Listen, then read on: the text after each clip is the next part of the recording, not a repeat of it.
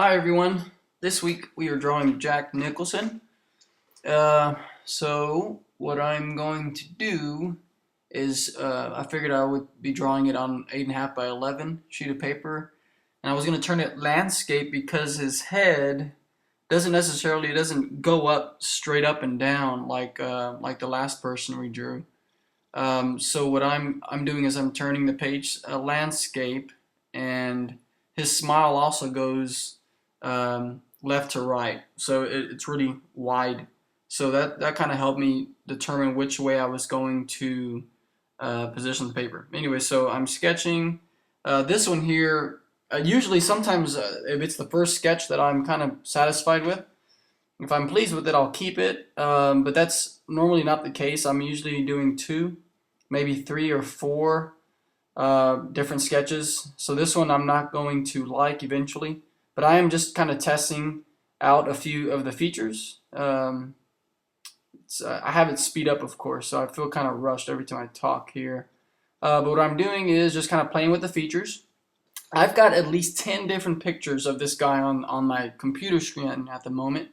So I'm looking at 10 different pictures of him. But my main picture, I'm just looking mainly at one of the pictures. And it's the one with the glasses. He has these orange glasses, and he's kind of looking quarter view. So what I'm doing is just kind of sketching, playing around with the features. Now sometimes, what I've learned from others is that some of the features, they overpower each other. And in his case, he has this really large Joker smile. So when you're doing things like that, when you're exaggerating, for example, a mouth, sometimes it just overpowers other features like the nose, for example, here.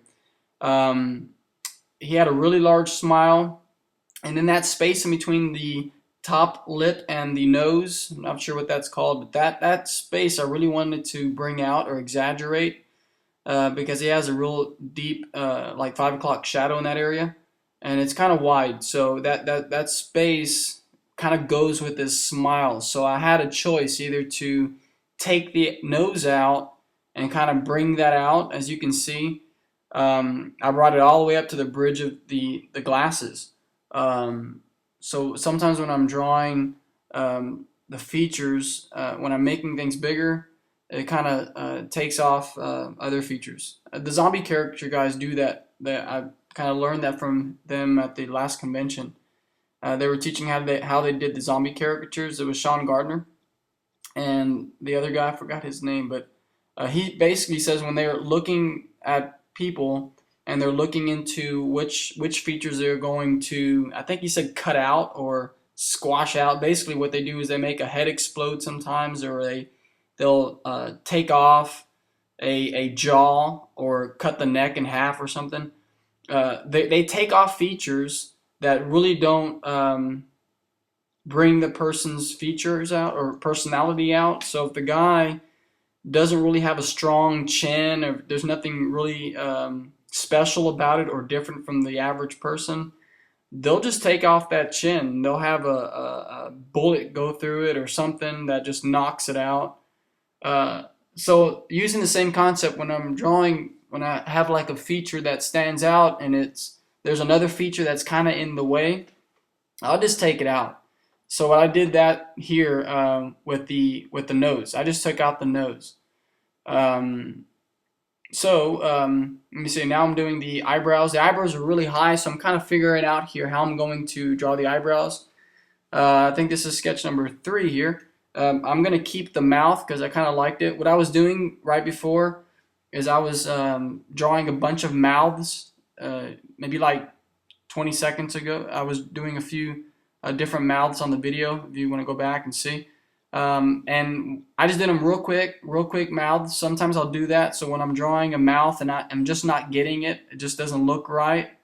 I'll just draw a bunch of mouths real quick, consecutively, maybe 3 or 4, 5 or 6. I'll just keep drawing them really quick, and then sometimes it'll pop up. A mouth will look good, and I'll take that mouth and I'll draw it onto the sketch, and that's what I did with this mouth.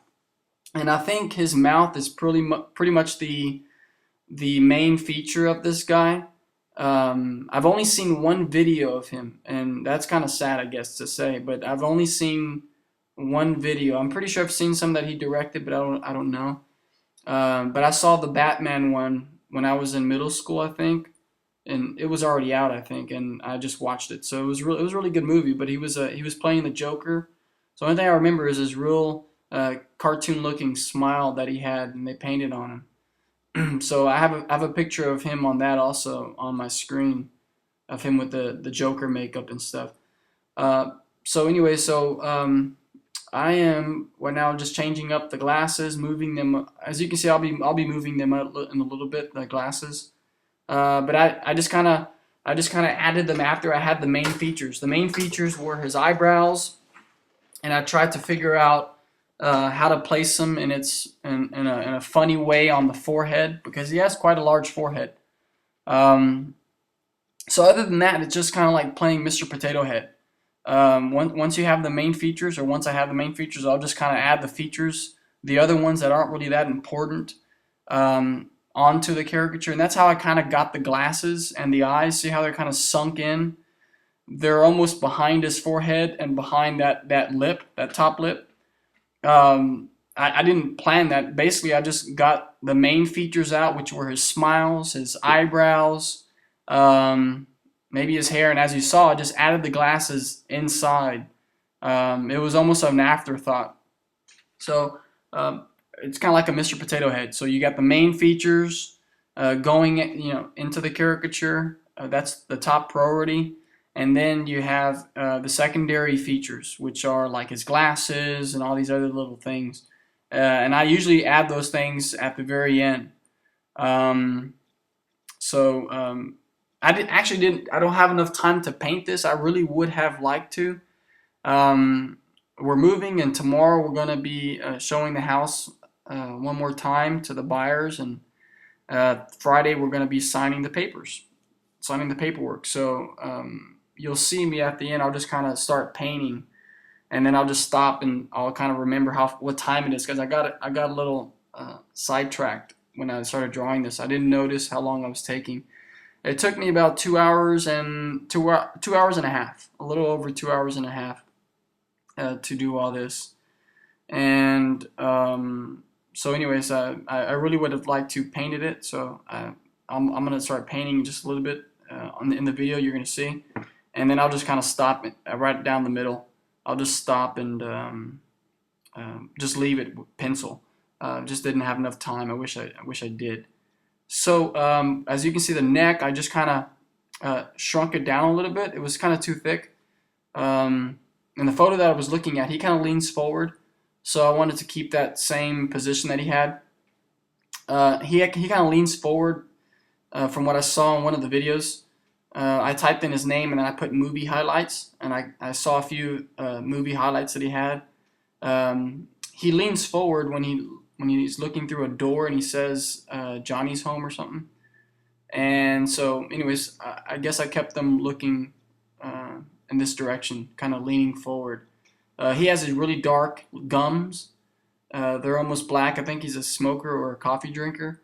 So when I go to paint it, I think I use like a little bit of red and black together, kind of purplish. But it's really dark gums he has. He didn't have those vampire fangs, as you can see, but he kind of reminded me of the evil look that was it the old Pope. I think we drew him maybe a month ago or something. But that Pope, the old Pope, he had a real sinister look to him, and this is what this guy had. So I kind of added a little bit of fangs. I would have added some horns, but maybe it was too much. But I did add some fangs in him. I think I did the same with the Pope, but this guy did remind me a little bit of the Pope. I'm not sure what it was. Maybe it was just all those wrinkles and features and things like that, or his awkward smile. Um, but so I'm just kind of doing some of the dark spots right now with the mechanical pencil. That's all I'm doing with this. And what I do is normally I add all the shadings because when I start painting, I keep this sheet of paper with all the pencil lines and stuff that you're seeing me sketch. I keep that to the right of me or to the left, and that's what I use to guide me as I paint and guide me as I do all the dark spots. So I'm still looking at the reference pictures when I'm painting. but that's my main source. That's where I'm looking at. I'm actually looking at my sketch to find out where these shadows are going to be and things like that, because that's where I'm experimenting with the pencil. I'm just kind of sketching out everything, seeing where it's going to go. Because when you move features around the way we do, the shadows do change. They do change and move around. So you have to kind of experiment to see which way they look best. So what I'm doing is I'm thinking I'm going to paint. So I'm over here just sketching, and I kind of wasted a sheet of canvas. I just really didn't think about what time it was and what time I had to get ready and stuff. I have to kind of clean the house today, so that's why I stopped a little early. But what I'm doing, as you can see, is sketching everything on the sheet of canvas. I still have a huge roll of it. I'm just cutting small pieces out. This is an 11 by 14 sheet, so I have plenty of space around the outside. I was going to do like a bunch of that blue stuff, blue background. So I'm squirting out some paint here, as you can see. I got some white. One of the flesh tones that I use in the main flesh tone, I use what's called System 3. It's not the best, but I just want to finish it until I buy some new ones. But it's called System 3, and this is called the tan. The flesh color is a Dollar Rowney. It's DALER, and there's a space, ROWNEY. That's the, let me see here. Whoops, I gave you the wrong name. The paint is called System 3, but the color is called Flesh Tint. FLESHTINT. It's like a brownish tan color. So I like to use that color for most of my flesh, or most of the color paintings that I do. I can always darken them with brown or lighten them with the white. But that's gonna be my base color. Before I started painting, I normally don't, but I started doing it. Is what I did is added a real thin layer of water, which keeps the paint kind of wet.